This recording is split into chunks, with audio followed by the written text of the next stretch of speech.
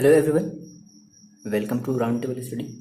तो बच्चे देखो, स्टार्ट करते हैं हम अपना लेक्चर नंबर 2 जो कि हम पढ़े थे चैप्टर 2 सॉल्यूशंस केमिस्ट्री का, है ना। और इस वीडियो में बेसिकली हम बात करेंगे अपने न्यूमेरिकल्स की, जो भी बहुत ही आसान सा न्यूमेरिकल है। अगर आपको लगता है कि बहुत ज़्यादा डिफिकल्ट है, आपको प्रॉब्लम है, देखो होता है क्या ना, किसी किसी बच्चों को मोल्स नाम सुन कर के ही प्रॉब्लम होने लगती है। यार कुछ नहीं है, मोल्स बहुत आसान है, मेरे साथ आप चलना, नोट्स बनाना साथ में, चीज़ों को समझना बहुत आसान लगेगा, ठीक है ना। बहुत ज़्यादा आसान है ये आपका जो न्यूमेरिकल, ये वाला जो पोर्शन जो न्यूमेरिकल का है ना, बहुत ज़्यादा आसान है। बस इसमें आपको थोड़ा सा कैलकुलेशन करना है। आपका जो डिवीज़न है, जो मल्टीप्लिकेशन है, जो एडिशन है, वो थोड़ी सी स्ट्रांग होनी चाहिए। यार वो अब क्लास 12 के बच्चे हो तो इतना तो आप कर सकते हो ना। लेकिन कॉन्सेप्ट बहुत ही आसान है, बहुत ही ईजी है, ठीक है। सिंपल सी बात है। आपको क्या करना है, बस इसके पहले की आपको वीडियो जो है वो देख लेनी है। जितने भी फॉर्मूले मैंने लिखवाए हैं, मोलैरिटी क्या होता है, मोलैरिटी क्या होता है, मास फ्रैक्शन, है ना, ये सब सारी चीज़ें क्या हैं। तो जितने भी फॉर्मूले, कहने का सीन क्या है कि जितना भी फॉर्मूला मैंने आपको इसके पिछले वाले वीडियो में करवाया है, नोट्स में मैंने आपको दिया है, आप उन सारे फॉर्मूले को क्या करो, एक बार अच्छे से रिवाइज कर लो। देन आप इस चैप्टर को, आप इस वीडियो को देखो, आपको ये वीडियो बहुत ही अच्छे से समझ में आएगा। ठीक है बच्चे, स्टार्ट करते हैं, ठीक है ना। बहुत ही आसान है, देखना बहुत आसान है, ठीक है। बस आपको फॉर्मूला याद होना चाहिए। मैंने जो भी इसके पिछले वाले वीडियो में जो भी फॉर्मूला मैंने आपको करवाया है, आप जा करके पहले फर्स्ट वीडियो को आप देखो। अगर नहीं देखे हो तो आपको ये चीज़ एकदम भी समझ में नहीं आएगा, है ना। ओके, स्टार्ट करते हैं। देखो जी, ये आपका फर्स्ट क्वेश्चन बहुत ही आसान है। ध्यान से पहले इस क्वेश्चन को आप पढ़ लो, उसके बाद हम इस क्वेश्चन को सॉल्व करना आपको सिखाते हैं कि देखो कैसे सॉल्व करते हैं। बहुत आसान है। कह रहा है कि कैलकुलेट द मोल फ्रैक्शन। तो मोल फ्रैक्शन, सबसे पहले तो बच्चे आपको देखो मोल फ्रैक्शन का फॉर्मूला पता होना चाहिए, है ना। तो आपने कहा सर मेरे पास जो मोल फ्रैक्शन का जो फॉर्मूला मैंने पढ़ा था, है ना, किसी भी कंपोनेंट का, पर्टिकुलर हम मोल फ्रैक्शन किसी कंपोनेंट का निकालते थे। कंपोनेंट कहने का मतलब क्या था कि हमारे पास अगर सॉल्यूशन होता है तो सॉल्यूशन के दो कंपोनेंट होते हैं, दैट इज एक हमारा होता है सॉल्यूट और एक हमारा होता है सॉल्वेंट। तो अब क्या कह रहा है कि calculate the mole fraction of ethylene glycol, ठीक है। यानी कि अब देखो, सबसे पहले तो आपको ये फाइंड आउट करना होगा भाई कि इसमें से हमारा कौन सा सॉल्यूट है और कौन सा सॉल्वेंट है, पहली चीज़। फिर उसके बाद फिर आपको फॉर्मूला पता होना चाहिए। तो आपने कहा sir mole fraction of component, मान लो आपको किसी भी कंपोनेंट का निकालना है, वो चाहे सॉल्यूट हो चाहे सॉल्वेंट हो, है ना, कंपोनेंट। ओके, तो इज इक्वल टू आप क्या लगाते थे, आप करते थे मोल फ्रैक्शन की बात हो रही ना, तो पर्टिकुलर मान लो हमें जिस कंपोनेंट का निकालना होता था, हमें उसके मोल्स पता होने चाहिए थे। तो हम कहते थे भाई क्या, कि मोल्स ऑफ पर्टिकुलर कंपोनेंट, जिस भी कंपोनेंट का पूछा, मान लो आपसे अगर सॉल्यूट का पूछा तो आप यहाँ पे सॉल्यूट लिखोगे, सॉल्वेंट का पूछा तो आप यहाँ पर सॉल्वेंट लिखोगे। तो किसका बोल रहा है ये, एथिलीन ग्लाइकॉल का बोल रहा था। हम यहाँ पर क्या लिखेंगे, मोल्स ऑफ एथिलीन ग्लाइकॉल। आ रही बात समझ में। हम फिलहाल अपने जनरल फॉर्मूले की बात कर रहे हैं, कंपोनेंट, ये चीज़ पहले क्लियर करो आप। तो moles of component upon total moles of solution. Total moles में देखो क्या क्या आएगा, तो हमने कहा ऐसे समझो, टोटल मोल्स ऑफ सॉल्यूशन। अब भाई सॉल्यूशन है तो सॉल्यूशन दो चीज़ों से मिलकर के बना होता है, एक हमारा होता है सॉल्वेंट और एक हमारा होता है सॉल्यूट। तो अब देखो, अब यहाँ पे आप क्वेश्चन अगर पढ़ोगे तो आपको क्या पता चलेगा, ये कह रहा है कि calculate the mole fraction of ethylene glycol, that is ये आपका एथिलीन ग्लाइकॉल है। अब क्या है, in a solution containing 20% of C2H6O2। C2H6O2 का मतलब आपका ये एथिलीन ग्लाइकॉल, यानी कि जो एथिलीन ग्लाइकॉल है वो किसी सॉल्यूशन में कितना है भाई, 20% है। मैंने आपको बताया था कि अगर 20% दे दिया, कह रहा है 20% ऑफ C2H6O2 बाई मास, तो इसका मतलब है कि अगर ये मैंने आपको बताया था ना कि देखो सॉल्यूशन कितने, तो टोटल हम कितने ग्राम का हम सॉल्यूशन लेंगे, 100 ग्राम का सॉल्यूशन लेंगे, ठीक है ना। 100 ग्राम का हम सॉल्यूशन लेंगे। अब उस 100 ग्राम में हमारे पास जो 20% है वो क्या है, हमारे पास एथिलीन ग्लाइकॉल है। यानी कि अमाउंट ऑफ एथिलीन ग्लाइकॉल कितनी हो गई भाई, 20 ग्राम हो गई। बोलो, ये बात क्लियर है। अमाउंट ऑफ जो आपकी एथिलीन ग्लाइकोल हो गई वो कितनी हो गई, 20 ग्राम हो गई। और बाकी का बचा हमारा क्या, मान लो वाटर होगा, भाई वाटर में एथिलीन ग्लाइकोल को मिलाया गया, तब जाकर के पूरा का पूरा एक सॉल्यूशन बना, है ना। तो जो अमाउंट ऑफ वाटर होगा वो कितना होगा भाई, अगर 20%, अगर आपका 20 ग्राम अगर एथिलीन ग्लाइकोल हो गया तो बाकी का 80% आपका क्या होगा, वाटर होगा। क्लियर है ये बात, बताओ। तो हमने कहा बच्चे क्या, हम पहले जो चीज़ गिवन है हम वो लिख लेते हैं। मैंने कहा सर क्या कि लेट, अगर हम ये कर लें, है ना, कि मेरा जो टोटल अमाउंट ऑफ सॉल्यूशन हमें कितना लेना होता है, 100 ग्राम। कह रहा मास बाई मास है तो हम 100 ग्राम लेंगे, वॉल्यूम बोलता तो हम 100 ml लेते हैं, कोई बात नहीं, है ना। बाई मास बोल रहा है तो हम 100 ग्राम लेंगे। अच्छा, टोटल अमाउंट सॉल्यूशन इतना है। अब उसमें कह रहा है कि 20% क्या है हमारा ग्लाइकोल है। तो अगर 20% अगर आपका ग्लाइकोल है, 20% दैट इज आपका वो क्या हो गया, दैट इज वो आपके कम अमाउंट में है। तो कम अमाउंट में क्या होता है हमारा सॉल्यूट होता है, तो सॉल्यूट हमारा क्या हो गया, ग्लाइकोल, है ना। तो आपने कहा कि मास ऑफ सॉल्यूट, और सॉल्यूट क्या है, ग्लाइकोल, दैट इज C2H6O2, ठीक है, इज इक्वल टू कितना दे दिया है, 20 ग्राम। समझ में आ गई बात। ये जो 20% है वो हमारा, आपने सबसे पहले क्वेश्चन को अपनी कॉपी में लिख लिया ना, लिख लो, और उसके बाद फिर हम यहाँ से सॉल्व करना, आप अपनी कॉपी में बार बार देखोगे क्वेश्चन के लिए। तो मैंने कहा सर मास ऑफ जो सॉल्यूट है वो कितना हो गया, 20 ग्राम हो गया। क्यों, क्योंकि 20% है। 100 ग्राम का अगर आप 20% निकालो कितना है, 20 ग्राम आ जाएगा। अच्छा, अगर मास ऑफ सॉल्यूट अगर आपको इतना पता चल गया तो आप ये बताओ मास ऑफ सॉल्वेंट कितना होगा। मास ऑफ सॉल्वेंट कितना होगा भाई, मास ऑफ सॉल्वेंट मान लो आपका वाटर बच गया, तो मास ऑफ सॉल्वेंट आपका कितना हो जाएगा भाई, 100 टोटल था, 100 में से आपने 20 को क्या कर लिया, सॉल्यूट ले लिया, तो बाकी का कितना बचा, 80 ना। तो 80 ग्राम आपका क्या हो गया, वाटर हो गया। क्लियर है। अब देखो, अब आपने कहा सर मेरे पास जो फॉर्मूला होता है, फॉर्मूले के अकॉर्डिंग मेरे पास क्या होना चाहिए, मोल्स ऑफ कंपोनेंट। यानी कि देखो आपको सबसे पहले पूछा क्या है, इस क्वेश्चन में क्या पूछा है, मेरी बात ध्यान समझो। कह रहा है कि calculate the mole fraction of ethylene glycol. तो मैंने कहा था सर कंपोनेंट में आपको दो चीज़ें पता होनी चाहिए। क्या, कंपोनेंट में भाई आपको दो चीज़ें पता होनी चाहिए। क्या, एक हमारा होता है सॉल्यूट और प्लस सॉल्वेंट। कंपोनेंट दो चीज़ से मिलकर के बनता है, सॉल्यूट प्लस सॉल्वेंट। अब देखो आपका क्वेश्चन क्या बोल रहा है, क्वेश्चन कह रहा है कि calculate the mole fraction of ethylene glycol. यानी कि आपको मोल फ्रैक्शन किसका निकालना है, कौन से कंपोनेंट का निकालना है, सॉल्यूट का निकालना है। तो अब फॉर्मूले में आप यहाँ पे क्या करोगे, मोल्स ऑफ कंपोनेंट। कंपोनेंट का मतलब क्या, आपका ये जो एथिलीन ग्लाइकोल है दैट इज वो moles of ethylene glycol upon total moles of solution. Total moles of solution का मतलब क्या कि आपके पास दो चीज़ें हैं। क्या, आपके पास एक है C2H6O2 that is ethylene glycol, और आपके पास एक है वाटर। यानी कि आपको मोल्स ऑफ C2H6O2 का भी पता होना चाहिए और आपको number of moles of water का भी पता होना चाहिए। तो अब हम क्या निकालने वाले हैं, हम निकालने वाले हैं नंबर ऑफ मोल्स ऑफ किसका किसका, एथिलीन ग्लाइकोल का और किसका, वाटर का। एक क्वेश्चन बहुत ध्यान से समझ लो, मुझे बहुत आसान है यार, सच बता रहे, बस इसमें आपको कैलकुलेशन आपका जो भी है वो है सारा का सारा, मेरी बात समझो। तो आपने कहा सर फॉर्मूले को लगाने से पहले भाई मेरे पास तो मोल्स तो है ही नहीं, मोल्स ऑफ कंपोनेंट में हमें क्या चाहिए, मोल्स ऑफ हम कौन से कंपोनेंट का निकाल रहे हैं, एथिलीन ग्लाइकोल का। तो हमें एथिलीन ग्लाइकोल का मोल चाहिए। मैंने आपको फॉर्मूला बताया था, क्या होता है formula, as we know moles of C2H6O2। अगर आपसे C2H6O2 का अगर मोल निकालना चाहिए तो मैंने आपको मोल का फॉर्मूला बताया था। क्या क्या होता है मोल, सिंपल देखो, मोल इज इक्वल टू होता है क्या है, मोल इज इक्वल टू होता है गिवन मास। बहुत आसान, गिवन मास। तो भाई गिवन मास है किसका, C2H6O2 का, given mass of C2H6O2 upon molar mass, upon molar mass of C2H6O2, ठीक है, समझ लेना C2H6O2।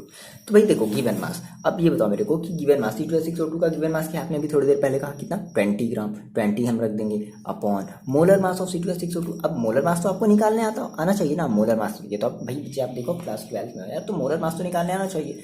ओके, तो मोलर मास में किसका निकालना भाई, C2H6O2 का। तो कार्बन का जो एटॉमिक मास होता है वो कितना होता है भाई, 12 इंटू कितनी बार है, 2 बार है। ऐसे तो निकालते हैं, अगर भूल गया तो आप फिर से समझो, प्लस ये हमारा क्या C2H6 है, तो हाइड्रोजन का एटॉमिक मास कितना होता है, 1 इंटू कितनी बार है, 6 टाइम है, ऐसे तो करते हैं। प्लस ऑक्सीजन का कितना होता है 16, तो 16 ऑक्सीजन है कितनी बार, 2 बार है, ठीक है, और ये छोटा भी आ गया। ओके, तो इज इक्वल टू देखो कितना हो जाएगा, 20 अपॉन ये आपका हो जाएगा 24, और चलो कर लेते हैं, ठीक है, 24 प्लस 6 प्लस 32, तो 24 और 6 कितना हो गया, कितना हो गया भाई 30, और 30 प्लस 32 कितना हो गया, तो 20 अपॉन 62, ये हो गया। आप चाहो तो इतना रख लो, या अगर आप इसको डिवाइड कर लोगे तो ये आपका आ जाएगा 0.322, ठीक है ना, ये आपका इतना आ गया मोल। क्लियर है, आपने क्या निकाल लिया, आपने मोल ऑफ C2H6O2 निकाल लिया। देखो आपको फॉर्मूले में चाहिए था, मोल ऑफ कंपोनेंट आपको चाहिए था। कंपोनेंट का मतलब आप कौन सा निकालो, आप निकाल रहे हो सॉल्यूट का, दैट इज एथिलीन ग्लाइकॉल का। तो यहाँ पे आपने मोल्स ऑफ एथिलीन ग्लाइकॉल आपने निकाल लिया। अब आपको चाहिए टोटल मोल्स ऑफ सॉल्यूशन, तो आप ऑलरेडी एथिलीन ग्लाइकॉल का निकाल चुके हो ना। अब आप किसकी निकालोगे, वाटर की आप मोल्स, नंबर ऑफ मोल्स निकालोगे। आ रही बात समझ में? तो क्या कर लिया जाए, वाटर का नंबर ऑफ मोल्स निकाल लिया जाए, बहुत आसान। तो अब देखो हमने कहा sir number of moles of water that is H2O, और ये H2 आपका क्या है, ये H2 आपका ये सॉल्वेंट है ना, क्योंकि ज्यादा अमाउंट में है, सॉल्वेंट है। तो भाई देखो वाटर का मोल्स सेम वही काम करेंगे क्या, गिवन मास, बहुत आसान बच्चे देखिए, गिवन मास अपॉन मोलर मास।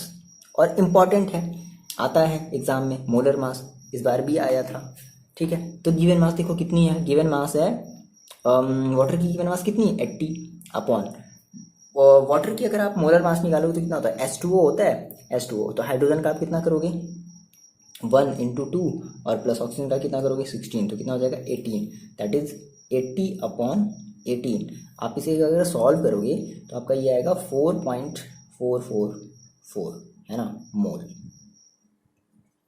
ये आपने इतना निकाल लिया ना, आप निकाल लो। आपको क्या चाहिए, कह रहा है कि मोल फ्रैक्शन है ना ऑफ किसका, ethylene glycol. So finally mole fraction, बहुत आसान, बोलो इससे आसान कहीं क्वेश्चन मिलेगा क्या। Mole fraction of ethylene glycol that is C2H6O2 is equal to, क्या चाहिए हमें, मोल्स ऑफ कंपोनेंट। कंपोनेंट का मतलब क्या है, मोल्स ऑफ एथिलीन ग्लाइकोल। हम जिसका पूछता है हम उसको ऊपर रखते हैं ना।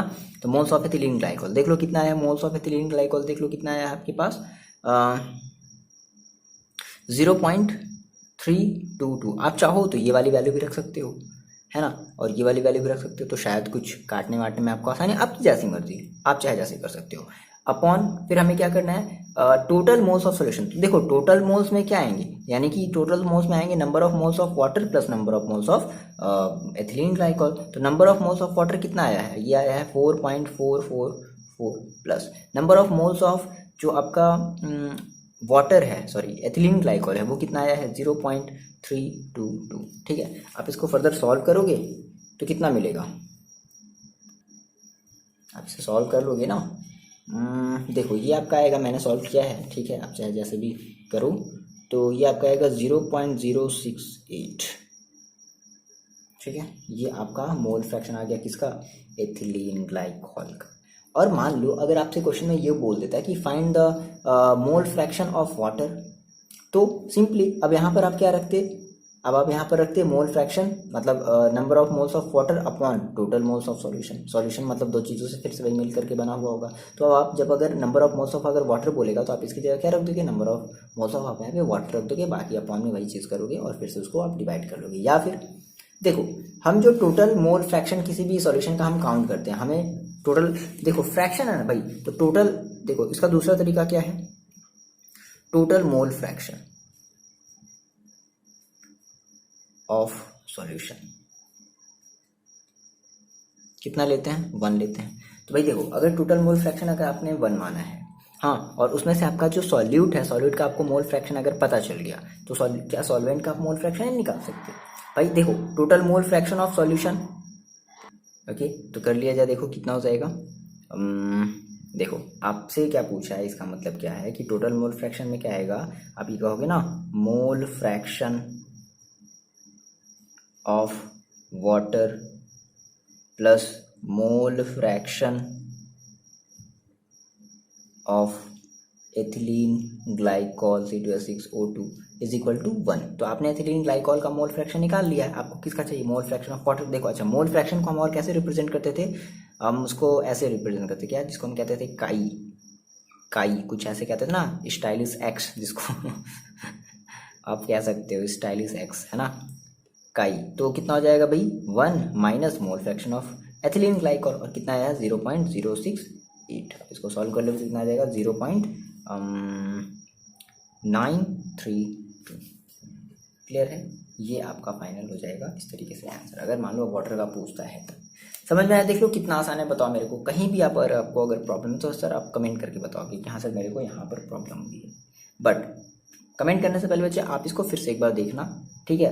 अब जिस चीज़ पर आपको प्रॉब्लम हो रही है उसको थोड़ा सा फिर से समझ लो, ठीक है ना, कि कहाँ पर एग्जैक्टली हम यहाँ पे क्या नहीं समझ पा रहे हैं और हम आपको यहाँ पर क्या नहीं बताए हैं।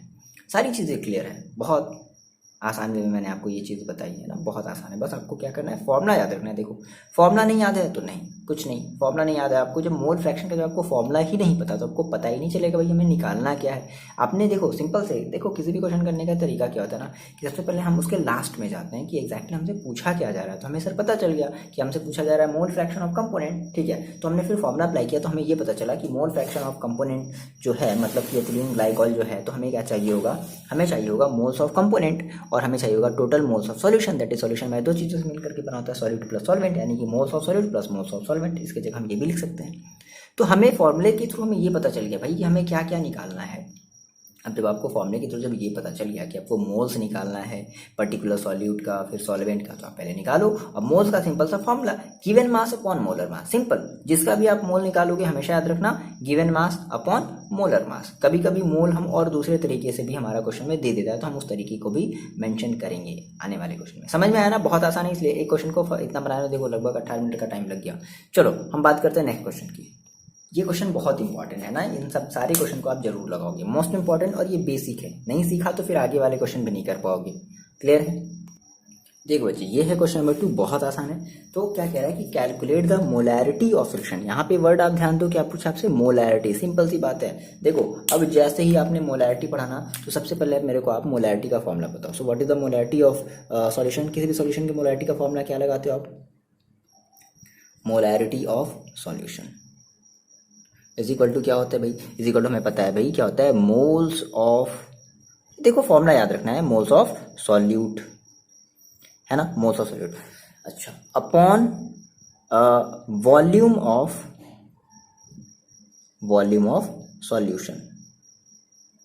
वॉल्यूम ऑफ सॉल्यूशन किसमें, लीटर में। याद करो फॉर्मूला, ठीक है ना। अब आप क्वेश्चन को पढ़ो और यहां से आप ये चीजें बताओ कि जो मोल्स ऑफ सॉल्यूट है, ठीक है, मतलब पता है ये जो गाड़ी वाले हैं ना, इनको कभी भी चैन नहीं, मतलब रात के देखो 2 बजे भी मतलब ये लेकर के गाड़ी घूमेंगे, वाह क्या बात है, मतलब हद है यार। चलो देखो, अच्छा ओके, कहाँ पर थे हम लोग? गाड़ी की आवाज़ की वजह से डिस्टर्ब हो गए, है ना, क्योंकि रात का समय तो आवाज़ भी बहुत ज़्यादा सुनाई देता होगा, इसलिए थोड़ा सा वीडियो को फिर पॉज करना पड़ता है, स्टॉप करना पड़ता है। चलो कोई बात नहीं। तो हम लोग कहाँ पर थे? हम लोग थे molarity of solution, that is moles of solute upon volume of solution. ये आपका फॉर्मूला है। अब आप मेरे को ये बताओ कि इसमें सॉल्यूट कौन है और सॉल्वेंट कौन है। देखो आपने पढ़ा, क्वेश्चन क्या कह रहा है कि the calculate the molarity of solution containing 5 gram of NaOH in 450 ml solution, यानी कि 450 ml सॉल्यूशन में 5 ग्राम NaOH डाला जा रहा है ना।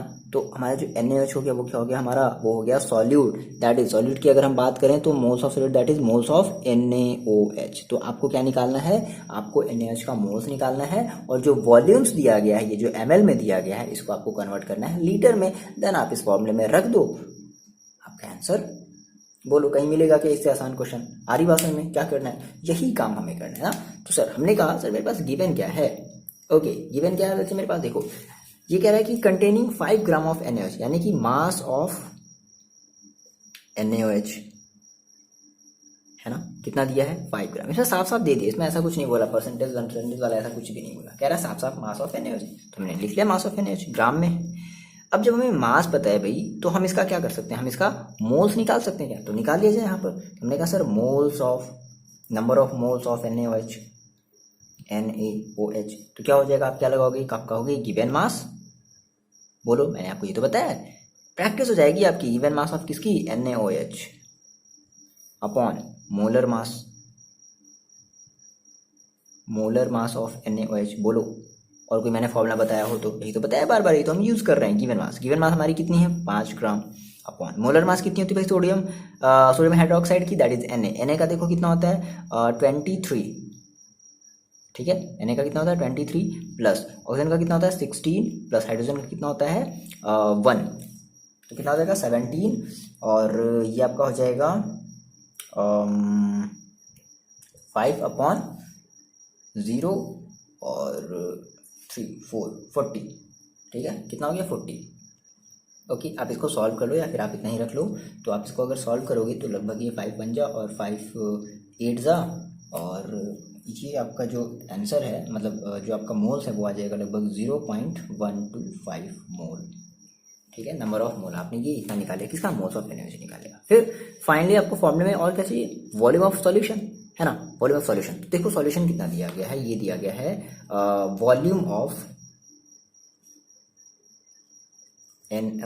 सॉल्यूशन कितना दिया भाई, कितना दिया, ये कह रहा है कि 450 ml है और हमें इसे कन्वर्ट करना है लीटर में, तो कन्वर्ट कर लिया जाए तो 450 अपॉन 1000 लीटर हो गया ना, क्योंकि 1 ml इक्वल टू क्या होता है, 1 अपॉन 1000 लीटर होता है। तो आपने डिवाइड कर लिया, कितना आ जाएगा, आप इसको जब कट करोगे तो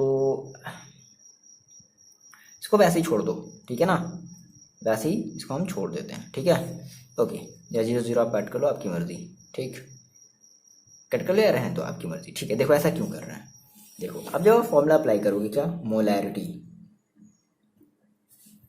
of solution is equal to moles of solute. देखो मोल्स कितना आया है, मोल्स आपका आया है 5/40, ठीक है, अपॉन, आप ये रखो चाहे ये रखो, आपकी मर्जी, आपको जो सिंपल लगे, आप फ्री हो रखने के लिए, आपको जो अच्छा लगे, ठीक है ना, कोई बाउंडेशन नहीं इसमें, बस ये अगर करना तो आप ये एकदम सही से कैलकुलेशन करना। अपॉन वॉल्यूम देखो कितना आया है, 450 अपॉन 1000, चलो कट ही कर देते, अब तो कट ही करना ही पड़ेगा, तो ये 100 चला जाएगा सबसे टॉप पर, तो कितना हो जाएगा, 5 × 100 अपॉन 40 × 45, ठीक है, ये 0 से ये 0 भी कैंसिल आउट हो गया, 5 9 जा, ये कट गया, ठीक है, तो कितना बचा आपके पास बचा 10 अपॉन 36, ठीक। अब इसको सॉल्व कर लोगे तो कितना आ जाएगा, ये आपका आ जाएगा कितना हो जाएगा भाई, ये देखो आपको डिवाइड करना पड़ेगा, जैसे 100 है ना, 100 जैसे आप पॉइंट लगाओगे तो ये 100 हो जाएगा, तो 336 है और 3 बार ले जाओगे तो ज़्यादा हो जाएगा, तो आपको 2 टाइम ले जाना पड़ेगा, ठीक है ना। इस तरीके से आप डिवाइड करो, जैसे बच्चे जो डिवाइड करते हैं ना, ये आपको अब करना पड़ेगा, ठीक है, ये चीज़ आपको करना पड़ेगा। तो ये आपका आ जाएगा लगभग 0.278, ऐसे करोगे आप, कोई दिक्कत नहीं, प्रॉब्लम, ठीक है ना, करो आप रफ में, ये सारे का सारा वर्क आप रफ में करोगे। तो आपने क्या निकाली, आपने मोलैरिटी निकाली सॉल्यूशन की, कितनी आ गई, इतनी, और क्या, मोल पर लीटर, ठीक है, या इसी को कभी कभी आपको क्या दिखाई देगा, ये 0.278 मोल पर डेसीमीटर क्यूब, क्योंकि 1 लीटर इज इक्वल टू होता है 1 डेसीमीटर क्यूब होता है, तो ये याद रखना, ठीक है, दिख रहा है ये चीज़, है ना। तो ये आपका हो जाएगा फाइनल आंसर। देखो आसान है, कितना आसान है बताओ, इसमें कुछ भी अगर हम एक्स्ट्रा काम अगर कर रहे हैं तो फॉर्मूले के अलावा और कैलकुलेशन के अलावा आप मेरे को बता दो, और मोस्ट इंपॉर्टेंट ऐसे क्वेश्चन है, ठीक है। चलो एक और हम टाइप का क्वेश्चन देखते हैं। देखो बच्चे, ये है थर्ड टाइप का हमारे क्वेश्चन, इसमें क्या बोला है, कैलकुलेट द मोलैरिटी। क्या पूछा है, सिंपल मोलैरिटी पूछा है। तो जैसे इसने मोलैरिटी पूछा तो आपको क्या याद आना चाहिए, मोलैरिटी का फॉर्मूला क्या होता है, याद है, नहीं याद है, देखो। तो सबसे पहले हमें क्या करना होता है, हमें सबसे पहले इसमें सॉल्यूट और सॉल्वेंट को फाइंड आउट करना होता है ना। देखो मोलैरिटी का जो फॉर्मूला होता है बच्चे, वो ये होता है, मोलैरिटी किसी भी चीज़ के सॉल्यूशन की अगर आप मोलैरिटी निकाल रहे हो तो क्या करते हैं हम, मोल्स ऑफ सॉल्यूट, ठीक है, अपॉन मास ऑफ सॉल्वेंट। और ये सॉल्वेंट जो होना चाहिए वो किस में होना चाहिए, केजी में होना चाहिए, सिंपल है, moles of solute upon mass of solvent. तो अब आपको पता होना चाहिए, क्या कह रहा है कि calculate the molarity of 3.5 gram of ethnic acid है, दैट इज उसका फॉर्मूला होता है CH3COOH। नहीं आता तो आपको याद रखना पड़ेगा, कभी कभी क्वेश्चन में देता है और कभी कभी नहीं भी देता है, इन 75 ग्राम ऑफ बेंजीन, ठीक है ना। देखो तो सबसे पहले तो आपको ये बताओ मेरे को, आप पहले ये कैलकुलेट करो वीडियो पॉज करके, जिसमें से कौन सा सॉल्यूट है और कौन सा सॉल्यूशन है, कर लिया, गैस कर लिया। अब देखो कह रहा है कि 75 ग्राम ऑफ बेंजीन है, तो 75 ग्राम ऑफ बेंजीन होने की वजह से हमारा जो बेंजीन है वो क्या हो जाएगा, एज ए एक सॉल्वेंट हो जाएगा। और 2.5 ग्राम ऑफ एथेनोइक एसिड है, तो 2.5 ग्राम यानी कि अमाउंट में है ना, तो 2.5 ग्राम अगर एथेनोइक एसिड है तो हमारा एथेनोइक एसिड क्या हो जाएगा, सॉल्यूट हो जाएगा। क्लियर है, तो आपको सॉल्यूट पता चल गया और आपको सॉल्वेंट भी पता चल गया। तो अब सॉल्यूट का हम क्या निकालते हैं, मोल्स निकालते हैं, यानी कि हमें इस ethanoic acid that is CH3COOH का हमें क्या निकालना पड़ेगा, हमें नंबर ऑफ मोल्स निकालने पड़ेंगे। क्लियर है इतनी बात? चलो, तो सबसे पहले जो चीज़ें गिवन है हम उनको काउंट करते हैं। क्या गिवन है भाई मेरे पास, देखते हैं। मैंने कहा सर क्या है, कह रहा है कि calculate the molality of 2.5 gram of ethanoic acid that is mass of CH3COOH, है ना, ये दे दिया है। कितना दे दिया है, mass of CH3COOH is equal to कितना दे दिया, 2.5 ग्राम। अच्छा, अगर मास दिया है बच्चे तो हम इसका क्या निकालें, हम इसका मोलर मास निकाल लें, क्योंकि हमें मोल चाहिए और हमें पता है कि मोल्स के लिए हमें मोलर मास चाहिए होता है। तो सबसे पहले हम इसका क्या करते हैं, मोलर मास निकाल लेते हैं। हमने कहा sir molar mass of CH3COOH, या आप चाहो तो एक ही बार में निकाल सकते हो, आपकी मर्जी। अब देखो CH3COOH का भाई मोलर मास क्या हो जाएगा, तो ओके, सी का कार्बन का कितना होता है 12 प्लस हाइड्रोजन का कितना है 1 इंटू कितनी बार है 3 टाइम है, प्लस कार्बन का कितना हम करेंगे 12 प्लस ऑक्सीजन कितना है 16 प्लस 16 दो बार ऑक्सीजन तो प्लस 1। अब इसको सॉल्व कर लोगे तो आपका आंसर कितना आ जाएगा, ये आपका लगभग आ जाएगा 60। ठीक है, ये जो हमारा जो एथेनोइक एसिड होता है उसकी हमारी जो मोलर मास जो होती है वो हमारी 60 होती है। आपको याद हो जाएगा, आप करते चलो आपको ये याद हो जाएगा। ठीक है ना, जैसे मेरे को याद हो गया। ओके, वाटर का कितना होता है 18 होता है, समझ में आ रही बात है ना। तो ऐसे ही आप सारी चीज़ आपको याद हो जाएंगी, बस आप प्रैक्टिस तो करो कम से कम। ओके, तो आपने मोलर मास निकाल लिया ना, आप क्या कर लो मोल्स निकाल लो। Number of moles of CH3COOH is equal to क्या होता है, given mass upon molar mass. ठीक है, तो गिवन मास देखो कितनी दी गई है, मास आपकी दी गई है 2.5 ग्राम अपॉन मोलर मास कितनी दी गई है 60। तो कितना आ जाएगा, इसको आप सॉल्व कर लोगे तो ये आपका जो है वो लगभग आ जाएगा, भाई सॉल्व करना पड़ेगा। देखो तो कैसे सॉल्व करते हो आप लोग, थोड़ा सा आपके तरीके से किया जाए, कैसे करते हो आप लोग, ऐसे ही करते हो क्या।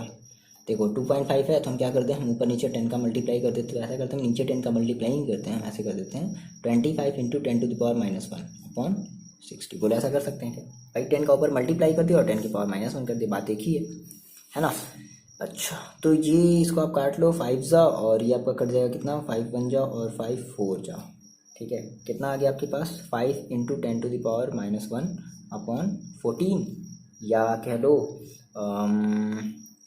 तो लगभग ये आपका हो जाएगा, डिवाइड करोगे तो 50 हो जाएगा ना, तो 0.43 और देखो कितना बचेगा, ये लगभग बचेगा 8 और हो जाएगा 80। तो ये आ जाएगा आपका कितनी बार में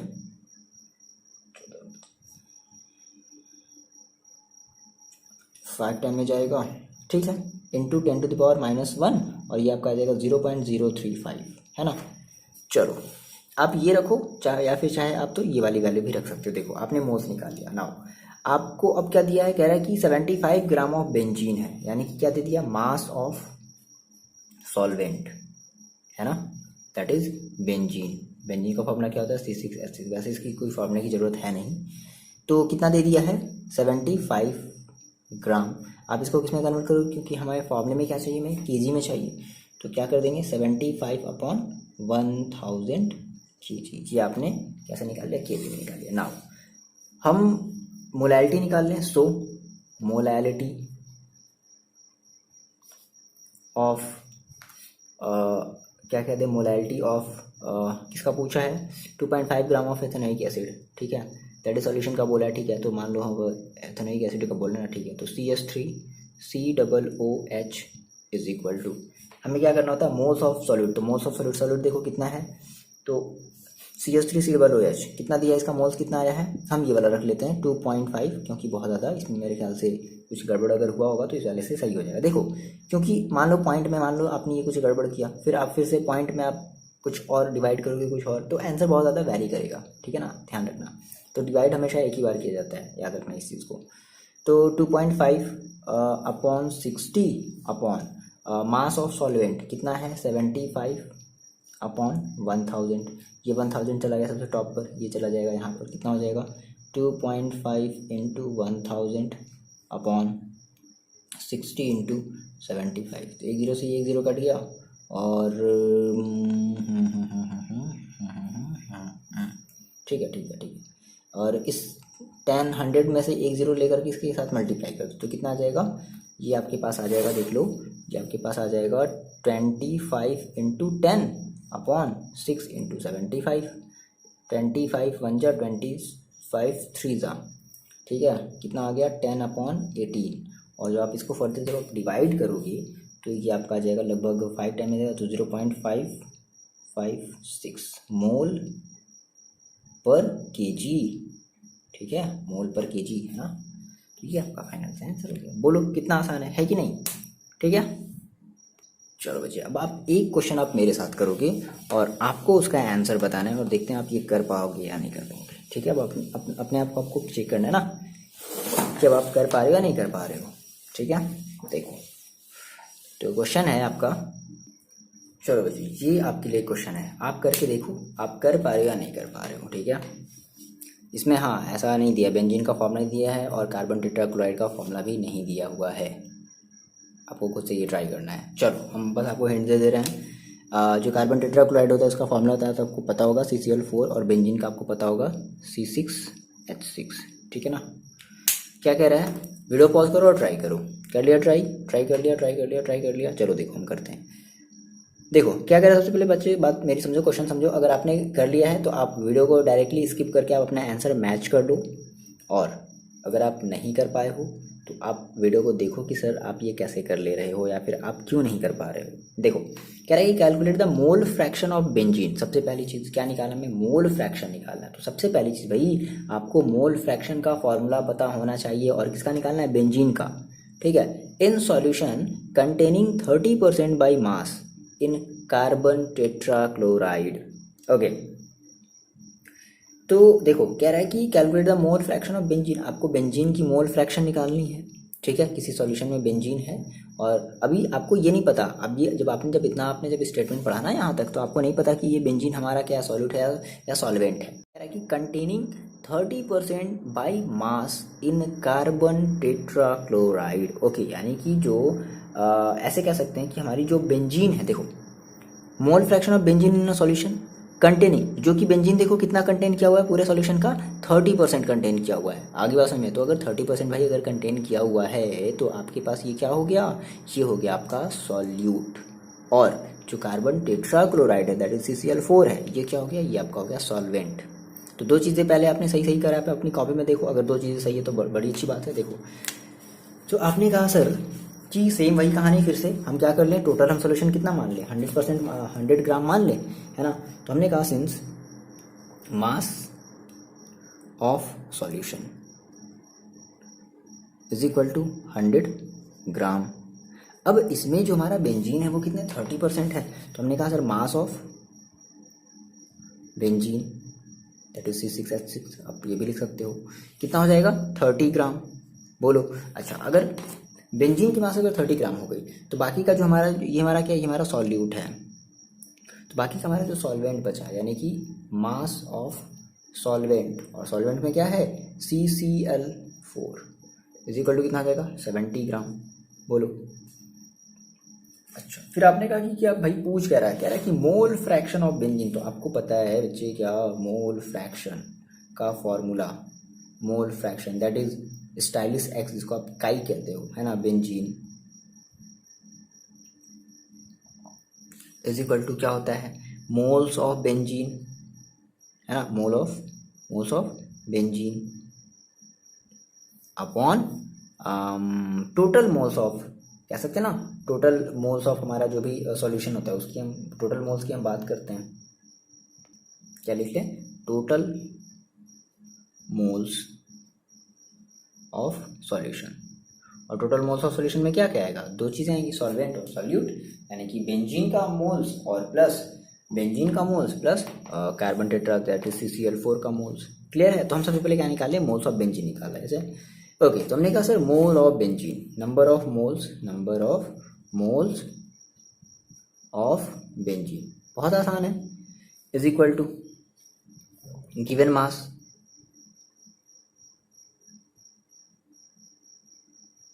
अपॉन मोलर मास, ठीक है। तो देखो गिवन मास हमारी बेंजीन की कितनी दी गई है 30 ग्राम अपॉन अपॉन बेंजीन का मोलर मास कितना होता है भाई, तो निकालना पड़ेगा। तो बेंजीन क्या होता है एग्जैक्टली, C6H6। क्या होता है, C6H6। तो कार्बन है, कार्बन की कितनी होती है 12, कितनी टाइम है 6 टाइम है, प्लस हाइड्रोजन है कितना है, हाइड्रोजन का कितना होता है 1, कितने टाइम है 6 टाइम है। तो कितना आ जाएगा 30/72 और प्लस 6, तो कितना आ जाएगा 78। 30/78। अब इसको सॉल्व करोगे तो आएगा 0.385 मोल। ओके, बोलो इतनी बात क्लियर है ना। अच्छा, आपने number of moles of benzene निकाले। अब आप क्या निकालोगे, आप निकालोगे नंबर ऑफ मोल्स। कितना आसान है भाई बताओ, नंबर ऑफ मोल्स ऑफ क्या है मेरे पास CCl4 is equal to given mass of CCl4, given mass of CCl4 upon molar mass. क्या ही क्वेश्चन है, ठीक है। Is equal to given mass देखो कितना दिया गया 70 ग्राम अपॉन मोलर मास। अगर आप CCl4 का निकालो carbon tetrachloride that is carbon, तो कार्बन की जो एटॉमिक मास होगी वो कितनी होगी 12 प्लस क्लोरीन, क्लोरीन की आप एटॉमिक मास कितनी लेते हो 35.5 लेते हो। और कितने बार है क्लोरीन 4 बार है, तो इंटू 4 कर दोगे। अब इसको सॉल्व करोगे तो कितना आ जाएगा 70/154, ठीक है। आप ये कर लोगे और इसको आप डिवाइड करोगे कितना आ जाएगा 0.455, ठीक। ये आपका क्या CCl4 का नंबर ऑफ मोल्स आएगा। तो फाइनली आपको निकालना क्या था, आपको निकालना था number of mole fraction of benzene that is, so हमने कहा मोल फ्रैक्शन है ना, दैट इज स्टाइलिश जिसको आप काई कहते हो। Mole fraction of benzene is equal to क्या है, तो मोल्स ऑफ बेंजीन देखो, मोल्स ऑफ बेंजीन कितना आया है 0.385 अपॉन, फिर हम क्या करते हैं अपॉन में moles of benzene plus moles of क्या है हमारा कार्बन टेट्राक्लोराइड। तो मोल्स ऑफ बेंजीन देखो कितना है 0.385 प्लस कार्बन टेट्राक्लोराइड का कितना है 0.455। आप इन दोनों को ऐड करोगे देन फर्दर डिवाइड करोगे तो आपका ये जो आंसर है वो आएगा 0.458 मोल फ्रैक्शन। क्लियर है इतनी बात। तो ऐसे क्वेश्चन को करना है सॉल्व, बताओ कहीं कोई अगर प्रॉब्लम है तो, है ना। अब हम एक थोड़ा सा यूनिक टाइप का क्वेश्चन देखते हैं जिसमें आपकी जो मोल्स जो दी रहेगी वो थोड़े अलग तरीके से दी रहेगी, हमें निकालना पड़ेगा कुछ अलग तरीके से, हम मोल्स को निकालना सीखेंगे, ठीक है। देखो नेक्स्ट क्वेश्चन की बात करते हैं। देखो जी ये आपका क्वेश्चन है ना, जो कि थोड़ा सा यूनिक है। इसमें आप फर्स्ट पार्ट आपका यूनिक तो नहीं है, फर्स्ट पार्ट आप तो ट्राई कर सकते हो, लेकिन जो सेकेंड पार्ट है इसमें आपको थोड़ी सी प्रॉब्लम होगी, बहुत ही थोड़ी सी, मेरी बात समझना, बहुत ही थोड़ी सी। ऐसा हम क्यों कह रहे हैं, सबसे पहले आप ये इंश्योर हो लो कि आप इसका फर्स्ट पार्ट जो है वो लगा सकते हो। कह रहा है कि 30 ग्राम ऑफ CONO3 का whole twice into 6H2O in 4.3 litre of solution. देखो कह रहा है कि calculate the molarity of each of the following solution. हमें आप दोनों केसेस में हमें क्या करनी है, मोलैरिटी निकालनी है, फर्स्ट वाले केस में भी और सेकेंड वाले केस में भी हमें मोलैरिटी निकालनी है। तो भाई देखो मोलैरिटी निकालने के लिए हमें क्या चाहिए होता है, सॉल्यूशन की मोलैरिटी अगर हमें निकालनी होती है हमें क्या करना होता है, हमें करना होता है सॉल्यूट का हमें लेना होता है moles, number of moles upon हम क्या करते हैं, अगर हम बात करते हैं मोलैरिटी की तो हम क्या करते हैं वॉल्यूम ऑफ सॉल्यूशन, जो कि वॉल्यूम ऑफ सॉल्यूशन आपका दे दिया है 4.3 लीटर, और वॉल्यूम हम कैसे लेते हैं लीटर में ही लेते हैं। तो वॉल्यूम की कोई दिक्कत है नहीं, वॉल्यूम को आप कैसे रखोगे मेरी बात समझो, वॉल्यूम को आप कैसे रखोगे 4.3 लीटर है तो 4.3 लीटर ही रखोगे। अब रही बात इसके नंबर ऑफ मोल्स है ना ऑफ सॉल्यूट के, तो देखो क्या किया जाए, आपका ये जो है ये पूरा का पूरा आपका सॉल्यूट है ना, ये पूरा का पूरा क्या है सॉल्यूट है, और आपको इसका क्या निकालना पड़ेगा, आपको इसका नंबर ऑफ मोल्स निकालना पड़ेगा। तो कैसे निकालोगे, देखो यहाँ पर ये दिया है कि आपका जो कोबाल्ट है CO दैट इज आपका कोबाल्ट है, इस कोबाल्ट की जो एटॉमिक मास है वो दे दी गई है कितनी 58.7 ये दे दिया गया है। तो आपको कोबाल्ट का क्या निकालना पड़ेगा, मोलर मास निकालना पड़ेगा, ठीक है। तो देखो CO दैट इज CO सही इस पूरे का NO3 का होल ट्वाइस और इंटू 6H2O का आप क्या निकालो, आप पहले मोलर मास इसका निकाल लो। देखो कोबाल्ट का आप कितना रखोगे 58.7 हो गया, ठीक है। उसके बाद प्लस अब ये देखो NO3 का होल ट्वाइस है ना, इसका मतलब कि आपको 2 का मल्टीप्लाई करना पड़ेगा पूरे NO3 के एटॉमिक मास में। तो नाइट्रोजन का आप एटॉमिक मास कितना लेते हो 14 प्लस ऑक्सीजन का कितना लेते हो 16 इंटू कितना है 3 है, और इसमें आप 2 का मल्टीप्लाई करोगे +6 और देखो इनटू सॉरी 6 का हाँ सॉरी ठीक है 6 का हम क्या करेंगे मल्टीप्लाई करेंगे H2O। मैंने आपको थोड़ी देर पहले बताया H2O का एटॉमिक मास कितना होता है 18 नहीं पता तो आप निकाल लो क्या कर दोगे मल्टीप्लाई कर दोगे तो आपका जो आंसर है इसका मतलब ये जो मोलर मास जो आएगा वो आएगा आपका 290.7 ग्राम पर मोल। ठीक है मोलर मास निकाल रहे हैं ना हाँ ठीक है ग्राम पर मोल। ठीक है ओके तो ये आपका मोलर मास आपने निकाल लिया ना। नंबर ऑफ आपने मोल्स निकाल लिया नहीं आपने नंबर ऑफ मोल्स अभी कहाँ निकाला आपने अभी केवल मोलर मास निकाला ना। अब आप क्या करोगे नंबर ऑफ मोल्स निकालोगे simple given mass upon molar मास भाई आप निकालोगे ना नंबर ऑफ मोल्स ऑफ किसका CONO3 का whole twice 6H2O is equal to same formula. हम बस पूरा नहीं बता रहे हैं बस आपको हिंट दे रहे हैं। आप क्या करोगे आप करोगे गिवन मास देखो मास कितनी दी गई है 30 ग्राम तो 30 अपॉन मोलर मास कितनी है 290.7 आप इसको सॉल्व करोगे तो आपका जो आंसर है वो आएगा 0.1032। ठीक है ये आपका नंबर ऑफ मोल्स आएगा। अब आपने नंबर ऑफ मोल्स निकाल लिया फाइनली आप फॉर्मूला अप्लाई करोगे मोलैरिटी का तो मोलैरिटी इज इक्वल टू क्या अप्लाई करोगे मोलैरिटी इज इक्वल टू क्या होता है number of moles of solute कितना दिया है 0.1032 upon number of moles of solute upon volume of solution. तो वॉल्यूम कितना दिया गया वो ऑलरेडी आपका 4.3 लीटर में दिया ही गया। आप इसको सॉल्व कर लोगे तो कितना आ जाएगा देखो कैसे करोगे जिन बच्चों को प्रॉब्लम होगी वो पता है कैसे करेंगे। देखो आप क्या करो ऊपर 10,000 का मल्टीप्लाई कर दो तो कितना हो जाएगा 103032 इंटू 10⁻⁻4 का मैंने क्या कर दिया और भी मल्टीप्लाई कर दिया। समझ रहे हो बात ये कैसे हो गया और नीचे 4.3 ही रहने दो। अब इसका एक पॉइंट इधर नीचे ले आओ दैट इज एक 10 इसका नीचे ले आओ और इसको 43 कर दो और यहाँ पे आपके पास हो जाएगा 10⁻3 हो जाएगा। तो आपका ये लगभग आप क्या कर दोगे मतलब ऐसे देखो 43 इंटू 10⁻³ बोलो। आप इसको डायरेक्टली डिवाइड करो जैसे बच्चे डिवाइड करते हैं ना 43 इस तरीके से आप इसको ऐसे डिवाइड करोगे तो आपका जो आंसर है वो कितना आएगा वो आएगा आपका 0. या फिर जब आप इसको ऐसे डिवाइड करोगे तो आप इन दोनों को डिवाइड करोगे आपका 24 इंटू 10⁻³ ये आपका हो जाएगा 0.024 है ना। क्या है आप क्या आपने क्या निकाला है मोल फ्रैक्शन। ओके तो किसमें आएगा हमारा मोल पर लीटर ये आपका फाइनल आंसर होगा। प्रॉब्लम इसमें नहीं थी ठीक है फिर भी मैंने इसको बता दिया। प्रॉब्लम आएगी आपको क्वेश्चन नंबर बी में बी वाले पार्ट में प्रॉब्लम देखो कैसे करते हैं ध्यान समझना बच्चे है ना। तो बच्चों इसका बी पार्ट करते हैं बहुत ही आसान है ध्यान समझना मेरी बात बहुत आसान है।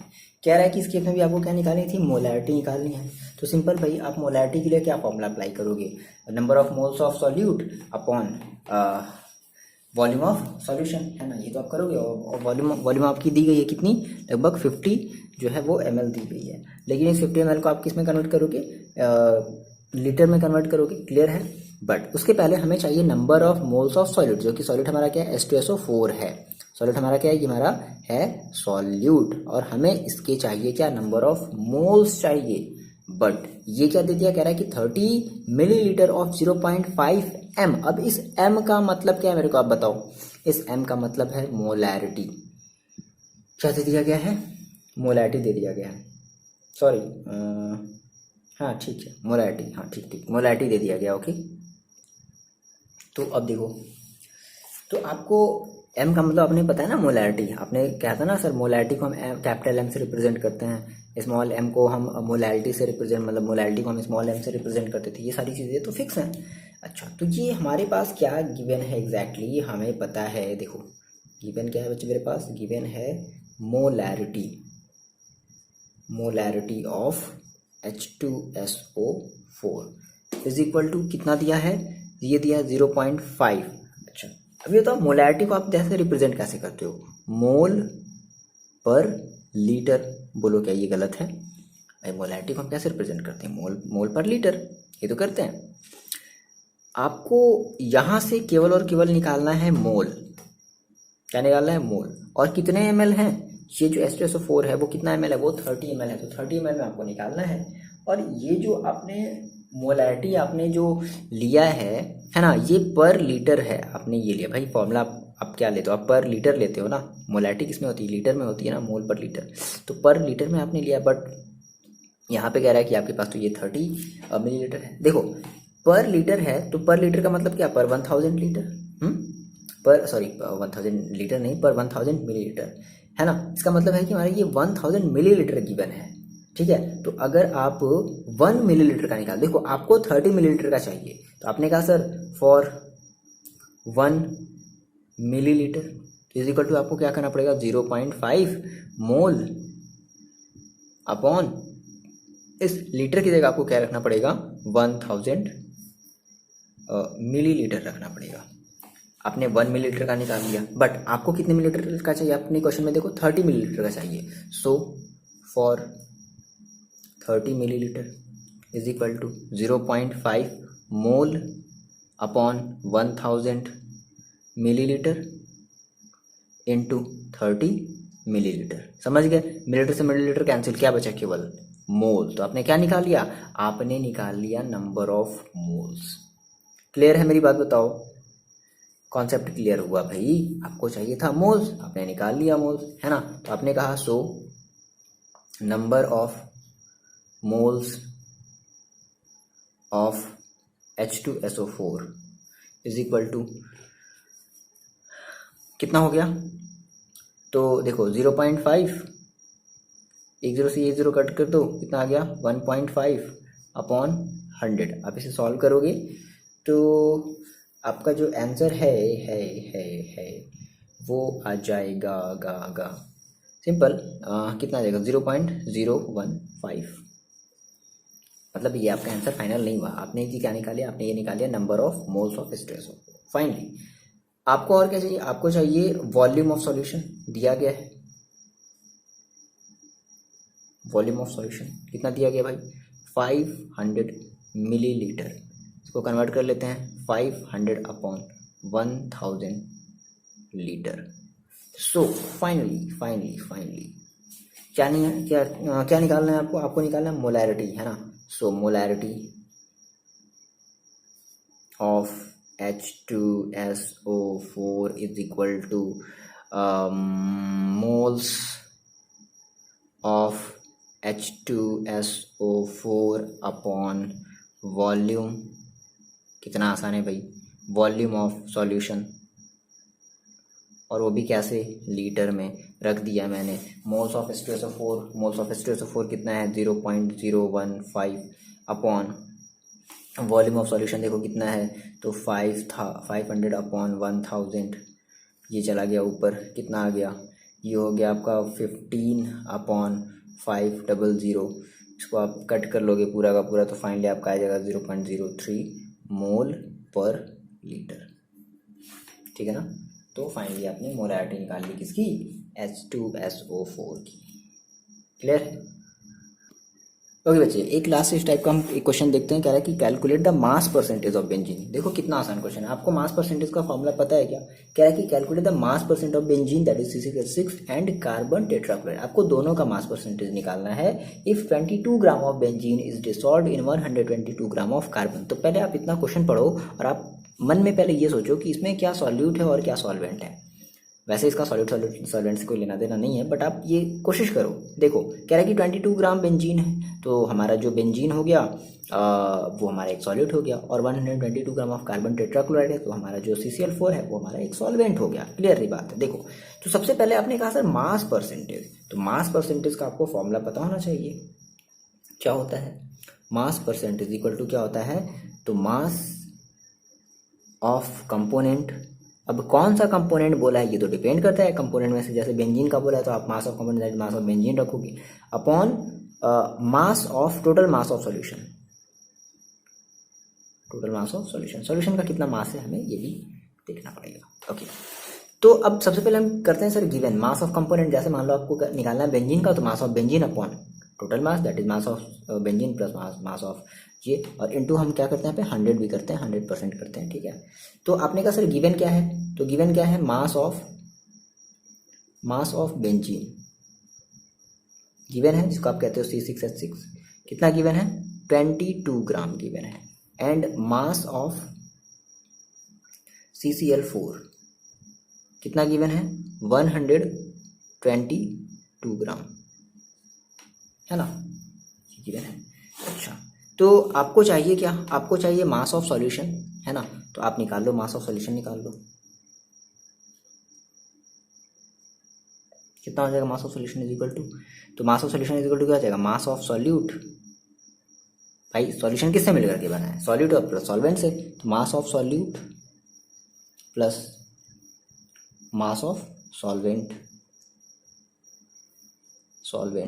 तो मास ऑफ सॉल्यूट देखो, मास ऑफ सॉल्यूट कितना दिया गया है 22 प्लस मास ऑफ सॉल्वेंट कितना दिया गया 122, कितना आ जाएगा 144 ग्राम। आपने क्या निकाल लिया, मास ऑफ सॉल्यूशन आपने निकाल लिया ना। फाइनली क्या कह रहा है कि क्वेश्चन आपको फिर से पढ़ो, कह रहा है कि calculate the mass percent of benzene. Okay, so mass percent of benzene is equal to mass of benzene upon mass of solution, है ना।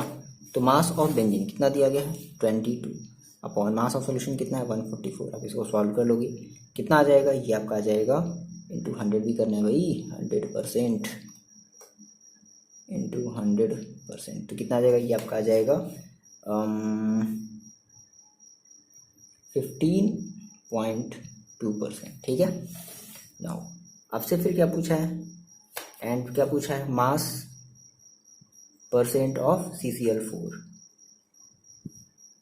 इज इक्वल टू, तो मास ऑफ क्या रखोगे, सेम वही फॉर्मूला, बहुत आसान आते हैं इसके से related question, mass of CCl4 upon